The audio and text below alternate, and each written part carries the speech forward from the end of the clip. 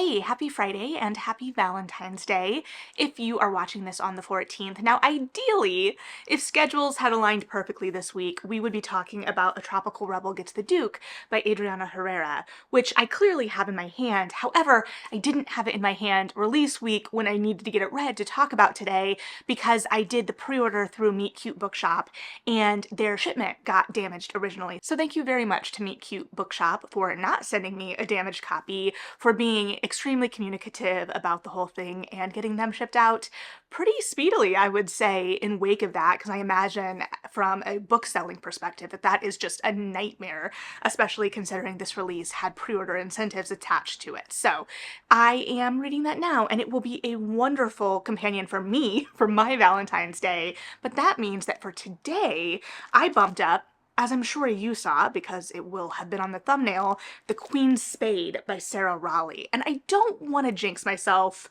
too early in the month because we are still just mid-month, but it's been a pretty good reading month so far in terms of my enjoyment of what I've been reading. And part of that is due to absolutely loving this book. I had a grand old time with this one, which is a young adult historical fiction revenge story following Sarah Forbes Bonetta, or Sally Bonetta, who was a goddaughter or a ward of Queen Victoria during the Victorian era. And she was basically stolen from her home in Africa and paraded around the Victorian court. Now, what I believe is a more straightforward historical fiction about her came out last year, The Other Princess by Denny S. Bryce, which I have not read yet. We did talk about in an anticipated releases video, and I did purchase a copy on sale with Kobo, but this is an interpretation of Sally's story that takes more artistic liberties and has this kind of madcap, like cat and mouse revenge story at its heart. In a way, it is not a perfect one-for-one by any means, because the comedy isn't so forward here as it is in My Lady Jane, but I think that if you enjoyed My Lady Jane, you would enjoy this book because of some of that bite and darkness, especially that is forward in the show interpretation of My Lady Jane. And so we start in the midst of a revenge plot here, in the midst of the action, and basically watching a man take a bit of a tumble. And Sally just so happens to be around, and the man who took a bit of a tumble just so happens to be one of what she considers an inner circle of people that were directly responsible for her capture, and additionally and importantly, who she considered responsible for the death of her friend on the journey over. And this is something that clearly haunts her for good reason. And so it is a revenge born of her own circumstance, but also on behalf of this lost life and all the other lives that are lost in wake of the British Empire. And it has, kind of going back to this comparison to My Lady Jane, not as anything where we're putting them up against each other, but this also has a kind of modern tone to it a little bit, not in a way that I felt jarred, but especially for a young adult audience and that perspective, I think it is a way that updates the language and the kind of consideration. Again, we have those artistic liberties that are taken with this conceit in the world around us in a way that forwards these themes, makes the action very central, and keeps things moving. Additionally, we are in Sally's first-person perspective, which 100% makes sense within the context of this novel. But even from this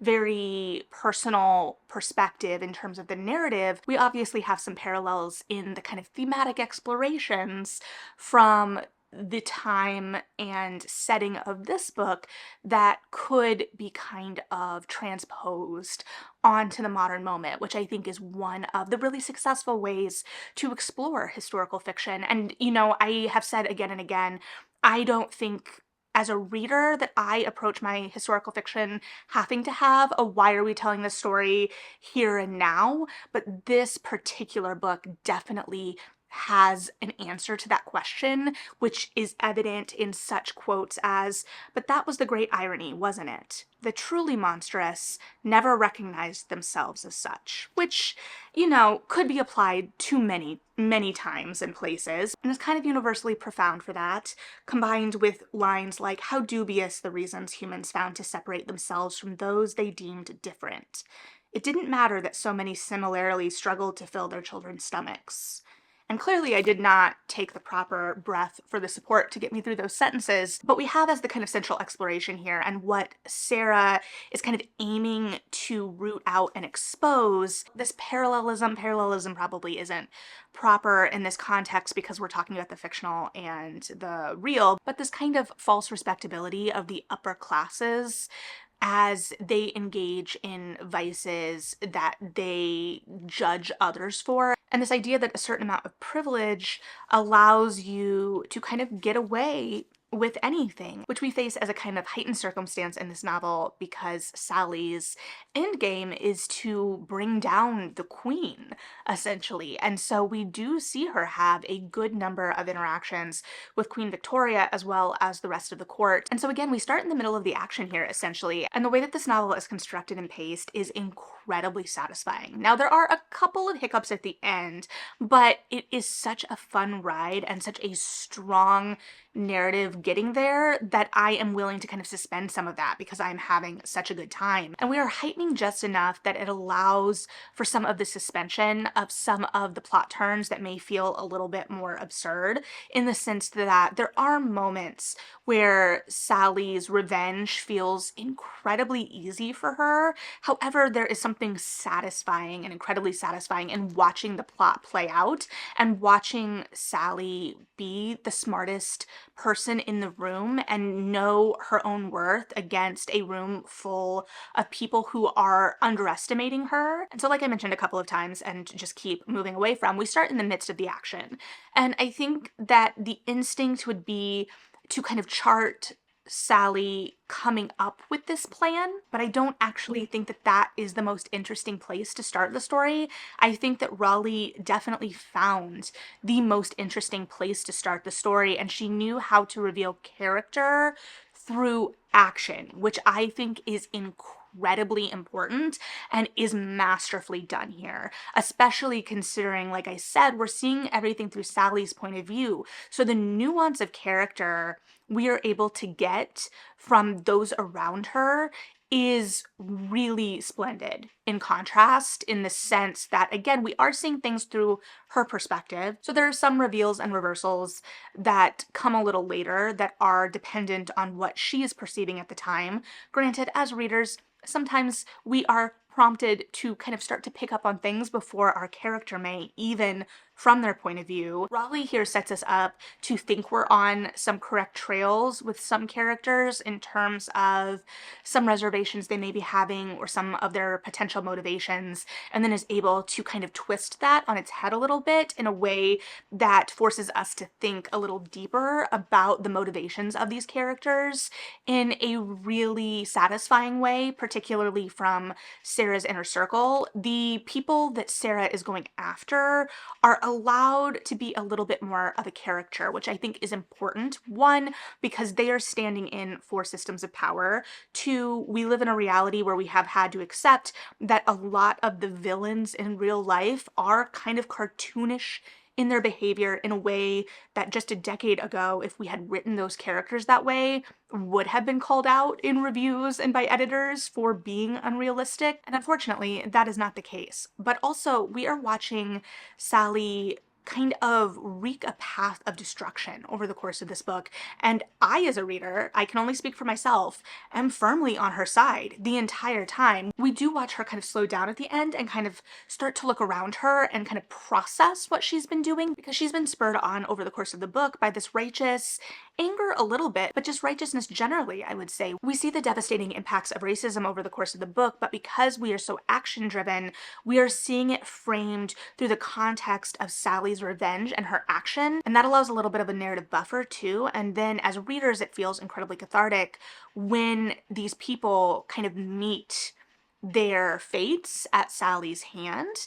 And so we have these moments of flashback to her life before. We get a sense of her history a little bit more over the course of the book as it comes into play, especially when a boy connected to her past comes back and essentially threatens her revenge with his own revenge. I will say this is kind of delightful, even as it kind of spirals toward the end of the book, and I don't know that the resolution of that particular plot line was perfect for me as a reader, but it was still a lot of fun and I am willing to go with it. It also gave her a direct foil in the sense that someone was calling her out on her stuff because, like I said, it felt a little easy at times. Even there were times or moments where I thought maybe there was a trap in that as well, because Victoria, or Queen Victoria, however we want to refer to her, she's long dead. She doesn't care. She's suspicious of Sally from the opening kind of event that we see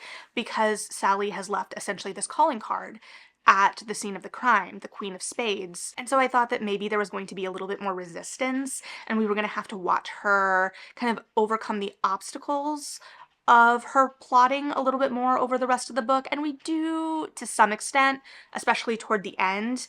But as we are kind of going through some of the people she has on her list, it's very easy at first, or feels very easy, and I think that part of that is drawing us into this world a little bit and allowing the action to really ramp up, setting the tone, allowing us to kind of revel in her outsmarting everyone, even as, again, there are a couple of moments where she takes actions where I'm like, ma'am, what are you doing? For instance, she is going after the next person on her list after the person that we start the book with, and she again leaves this calling card even after the Queen and Bertie, who is very central to this book and very much characterized as, you know, the partier, the womanizer, and living in the shadow of his deceased father, and also not incredibly bright, because the action of this book does take place basically right after Prince Albert has died, and so we are seeing the beginnings of Queen Victoria in mourning, and setting this within that period of mourning also allows us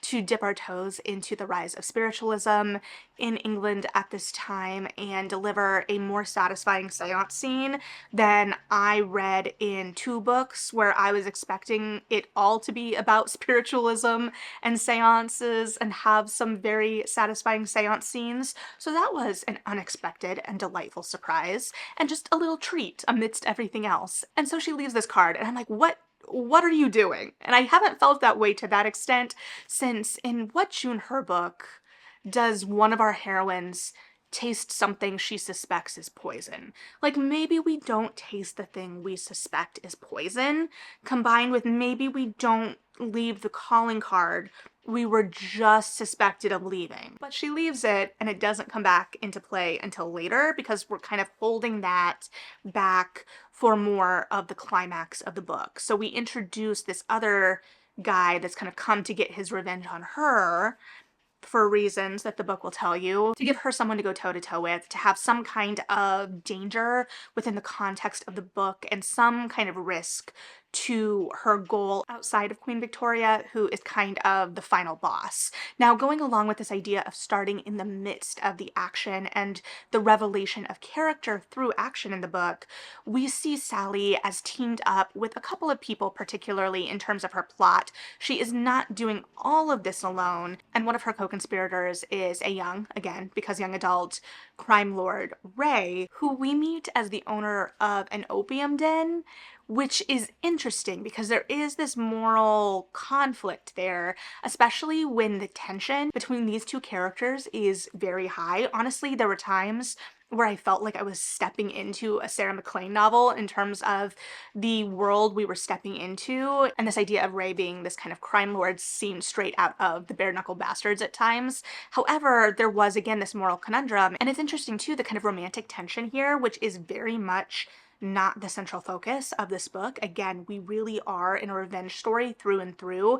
However, because the action is so clear and Sally's desires and her objectives are so clear over the course of the book, I think that the romantic tension ends up reading a lot stronger because of those objectives, because we feel the pull, particularly between Sally and Ray, or at least I did. You can ship whatever you want. I'm not the boss of you. However, we also felt the obstacles of that relationship in relation to these characters' very specific objectives that weren't necessarily in alignment. They were very much both using each other in some ways to obtain something or to achieve something in terms of revenge and retribution. And then at the same time, you have others kind of entering the picture, including an older man that Victoria intends to marry Sarah off to, who, as a Black man who has excelled under the British system, has a much different idea of what it means to survive in that system and wants to protect Sally, even as Sally chafes against this and very bluntly often asks, "Did you even ask what I want?" And so there are all of these side plots and competing objectives and jealousies and little individual revenges going on at the same time. And it doesn't get muddled again because we are in Sally's perspective. I recognize I'm kind of switching between names, even as one of the central kind of explorations of the book is how these aren't even her names and how her name was taken from her. And I think that there is a nuance to these characters. We see Sarah, who is so assured in her righteousness of this revenge throughout the course of the book, really start to look at the toll that it takes about 2/3 through the book, and a toll that's not about the bodies she's leaving behind her in whatever way, but what the toll for her is in this revenge and what she ultimately wants from her future. And then we are kind of contrasting her with these other characters who, whether they are on her side or not, like with Captain Davies, her proposed future husband, we are not rooting for that match. And through Sarah's perspective, he is often seen as the enemy for his approach to survival within this system. But at the same time, later in the last third of the book in particular, we complicate that his character and both of them kind of being able to see the other's perspective with a little bit more nuance. At the same time, that righteousness that is pushing Sally most of the book, like I said, is allowing us to live in that kind of heightened nature of things. It feels almost a little campy in its convenience at times, but the frenzy works in a way, and also we get the sense that we are kind of spiraling to something that is going to come to a head or burn out in whatever way. I mean, obviously, from a dramatic action point of view. Though to be fair, I guess there were no guarantees we were going to be following Aristotelian plot structure here, but that is kind of where we fell within, kind of pushing to these extremes. And I like that the narrative kind of took risks in that way and where we were pushing, kind of pushing things to the extreme and kind of exaggerating things just enough where it moved into this realm of suspension of disbelief rather than just being completely absurd. Now, granted, that's just my reading experience, and I personally had a great time going along for the ride. I loved the central action. I loved the kind of will they, won't they romantic subplots, even as it never overwhelms the rest of the story. It never steals too much focus. It just keeps us pushing and wondering what all of the motivations of these different characters are. Will Sally get her revenge? And so with a story that starts in this really propulsive, action-packed way, that's how we continue throughout, and it really serves the story. And again, just heightens those stakes in a way that feels just absurd enough to know that we are taking liberties with the historical record and allowing us to have fun with them in whatever way. And fun feels like the wrong word sometimes, even if there is that really action forward and propulsive part to it, because with it, or because of the vehicle of the story, we are allowed to explore these really nuanced themes of race and imperialism that continue to be relevant to today.